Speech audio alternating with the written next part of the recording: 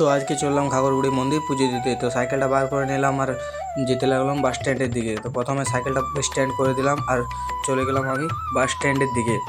বাস স্ট্যান্ডে গিয়ে দেখি অনেক বাস দাঁড়িয়ে আছে, তারপরে চেপে গেলাম বাসে। বাসে চাপতে চাপতে দেখি আমার বন্ধুগুলো এই বাসে আছে। তো বন্ধুগুলোর সাথে হাত মিলিয়ে নিলাম। এই বন্ধুটা হাত মিলাতে অনেক লজ্জা পাচ্ছিল, কারণ আমি করছিলাম ভিডিও। তো ফাইনালি আমি পৌঁছে গেলাম আসানসোলে।